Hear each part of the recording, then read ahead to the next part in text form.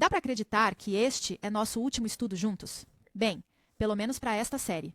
Então, o que faremos agora? O que fazer com todas as informações que você aprendeu ao longo desses estudos? Aqueles que já estudaram comigo sabem que eu adoro compartilhar o Evangelho, as boas novas de salvação por meio de Jesus Cristo.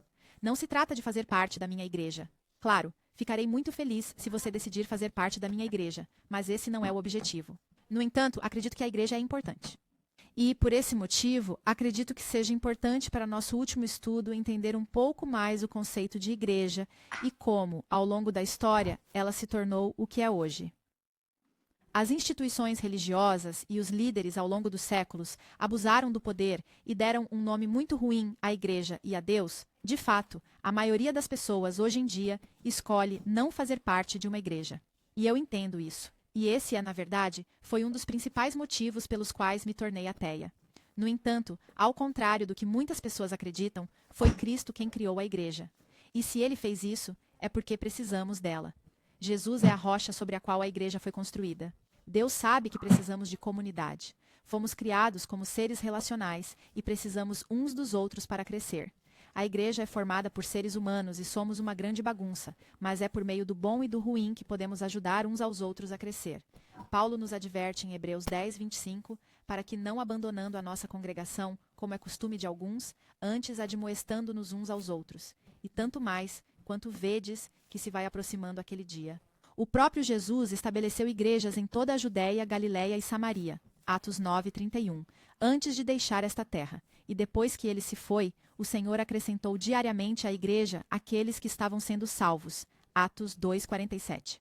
Essa igreja inicial não tinha denominação. Era uma única igreja de Deus. E os discípulos trabalharam arduamente para construir essa igreja. Colossenses 1:18 nos diz que ela foi organizada e que as pessoas se tornaram parte dela por meio do batismo. Com o passar do tempo, muito do que não estava na Bíblia começou a entrar na igreja.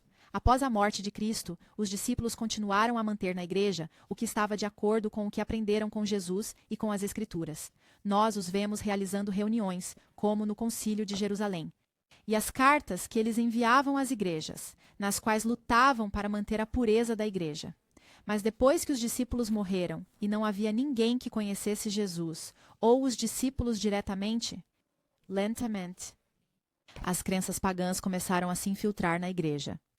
Vou lhe dar uma lista de itens, ideias e doutrinas que começaram a entrar na igreja aproximadamente do ano 300 até o ano 1200.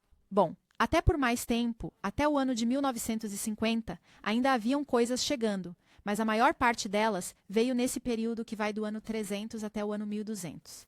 O primeiro foi, a propósito, o primeiro que eu sei que está registrado nos livros de história e assim por diante.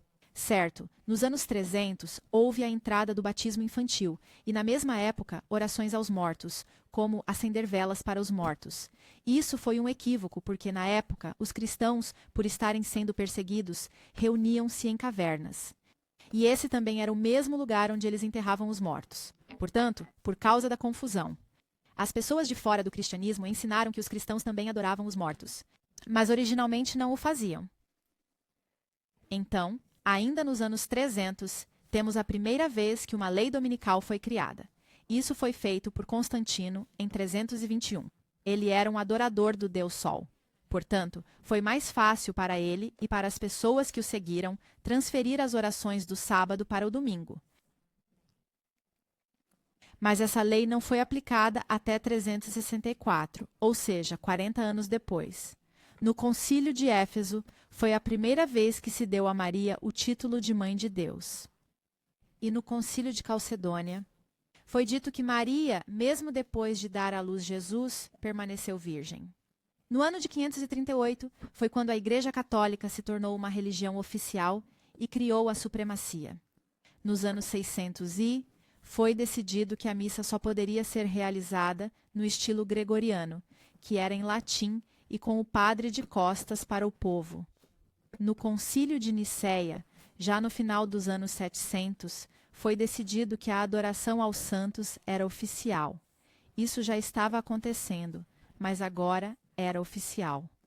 Aproximadamente no ano 1000 foi quando eles introduziram a água benta. Se você não está familiarizado com o conceito, quando o padre reza sobre a água, essa água pode fazer milagres.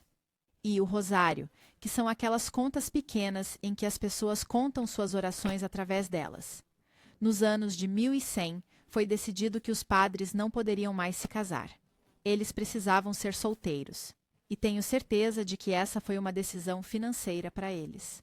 No final dos anos 1100, vemos a venda de indulgências para a salvação.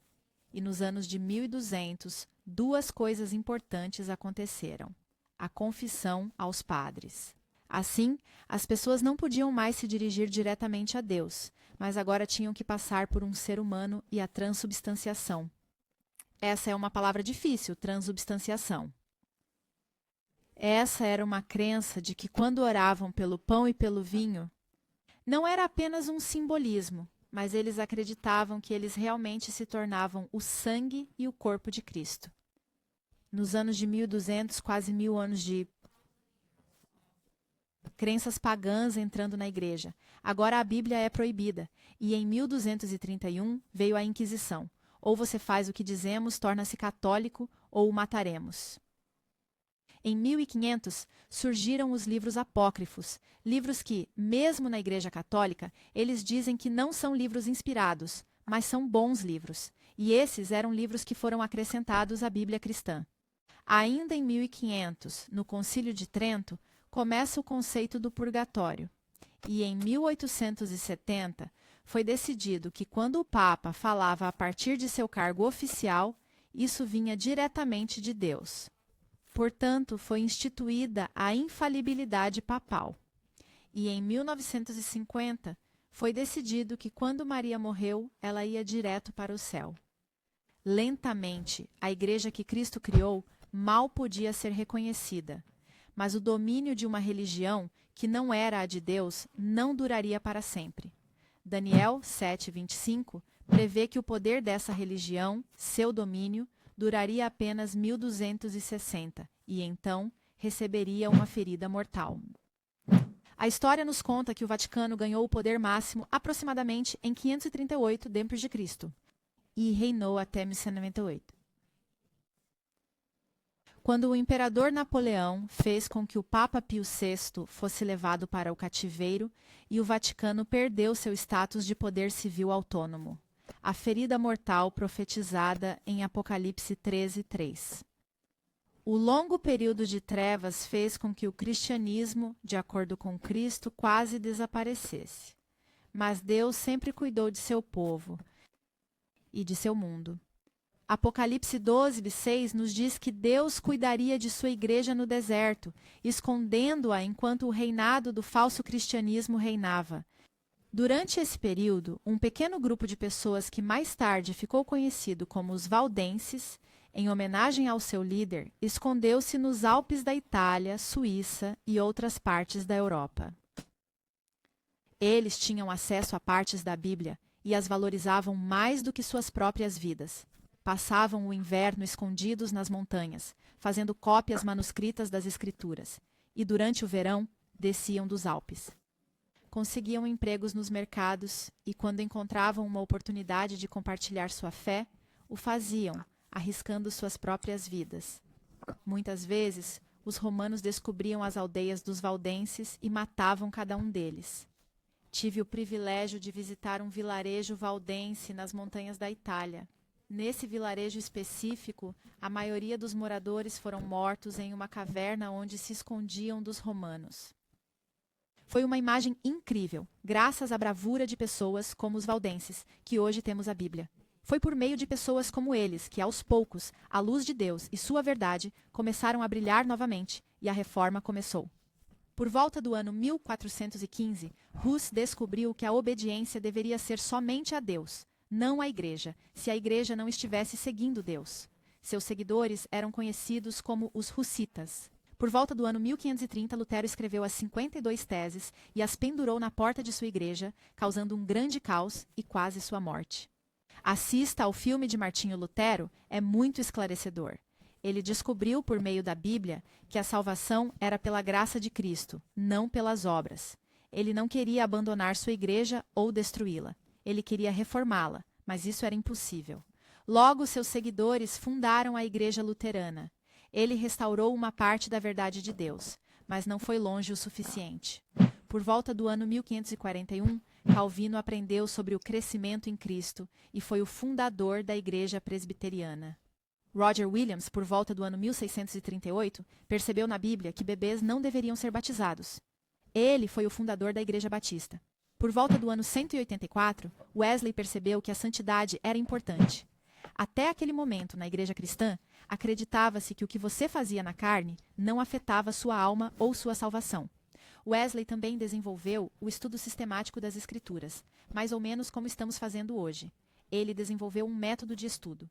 Ele é o fundador da Igreja Metodista. Cada um desses grandes líderes ajudou a trazer de volta a verdade de Deus ao mundo. O problema foi que, em vez de unir todas as suas novas descobertas, eles continuaram criando novas denominações. Aproximadamente no ano de 1830, um pregador batista chamado William Miller aprendeu com as Escrituras que Jesus voltaria. Ele pregou com tanto poder e causou tanto efeito nas pessoas que 3 em cada 4 americanos da época ouviram sua mensagem. Ele criou o grande segundo reavivamento da história dos Estados Unidos, mas cometeu um erro. Mesmo que tenha sido porque os outros o estavam pressionando, ele indicou a data do retorno de Cristo como sendo o dia 22 de outubro de 1844. As pessoas venderam tudo o que tinham, fizeram suas despedidas e estavam esperando a volta de Jesus. Foi um movimento que abalou o país. Quando Jesus não voltou, o dia seguinte ficou conhecido como o Dia da Grande Decepção. Quando as pessoas perceberam que Jesus não voltaria, muitas voltaram para suas igrejas. Outras desistiram completamente da fé. Outros começaram a espiritualizar o evento, como se Jesus tivesse voltado em espírito para eles. E um grupo muito pequeno de pessoas decidiu voltar para as Escrituras. Elas perceberam que deviam ter entendido algo errado, pois as Escrituras nunca estariam erradas. Ao voltarem a estudar, perceberam o erro de Miller. Houve um grande evento naquela data, mas não foi o retorno de Cristo, e sim o início do julgamento. Assista ao vídeo da lição 15 e você entenderá exatamente o que aconteceu nessa data. Depois dessa grande descoberta, eles decidiram ver o que mais poderia estar errado e decidiram verificar várias das doutrinas cristãs em que acreditavam. Elas eram realmente verdadeiras? Elas eram realmente bíblicas? Lembre-se de que esse era um pequeno grupo de pessoas de muitas denominações diferentes, metodistas, presbiterianos, batistas, Conexão Cristã e outros. Eles não estavam tentando iniciar uma nova religião. Eles só queriam saber o que era realmente bíblico e o que havia sido influenciado pelos mais de 1000 anos de poder papal. Deus os guiou e eles descobriram muito do que estudamos nesta série de estudos bíblicos. Eles descobriram a verdade sobre a morte, o inferno, a importância de entender o santuário, como ele não era importante apenas para o povo judeu, mas para todo o povo de Deus. Eles entenderam que todos os 10 mandamentos são importantes, inclusive o 4º mandamento, o sábado de 7 dias e o retorno de Cristo. Quando fizeram todas essas descobertas, voltaram para suas igrejas, mas a igreja se recusou a aceitar suas novas descobertas, e alguns deles foram de fato excluídos do quadro de membros da igreja por causa de sua nova crença. Sentindo-se forçados a deixar suas igrejas, eles começaram a se reunir. Alguns anos depois, eles se sentiram novamente forçados, mas agora a organizar sua igreja, o que nunca foi sua intenção. Na verdade, eles eram contra a organização da igreja, mas não tinham outra opção. Em 1860, eles decidiram dar um nome a essa denominação. Devido à importância do retorno de Cristo e à descoberta da importância dos 7 dias, eles se denominaram Igreja Adventista do 7º Dia. Quem é a Igreja Adventista do 7º Dia? Eles são cristãos protestantes que acreditam em tudo o que as outras igrejas protestantes acreditavam. Obediência a Deus como os russitas, salvação pela graça como os luteranos, crescimento como os presbiterianos, batismo adulto como os batistas, santidade e métodos de estudo das Escrituras como os metodistas, acrescentando suas novas crenças e descobertas, que eram o retorno de Cristo, o estado dos mortos e o inferno, o santuário e o sábado. Eles praticamente combinaram tudo o que era certo das outras denominações em um só lugar. Quando estiver procurando uma igreja, lembre-se de que há um só corpo e um só espírito, assim como vocês foram chamados na única esperança da sua vocação, um só Senhor, uma só fé, um só batismo, um só Deus e Pai de todos, o qual é sobre todos e por todos, e em todos vós. Efésios 4:4-6. As igrejas podem ser muitas, mas Deus é um só e sua verdade deve ser uma só. Não siga o que estou dizendo. Aprenda as doutrinas corretas. Encontre a igreja que segue isso. Se sua igreja segue uma doutrina que não está nas Escrituras, saia. Em João 10,16, Jesus diz que tenho ainda outras ovelhas que não são deste aprisco. A essas também me importa conduzir, e elas ouvirão a minha voz, e haverá um rebanho e um só pastor. Que o amor e a sabedoria de Deus estejam com você. Ao tomar sua decisão, seja fiel e entre em contato se precisar de ajuda.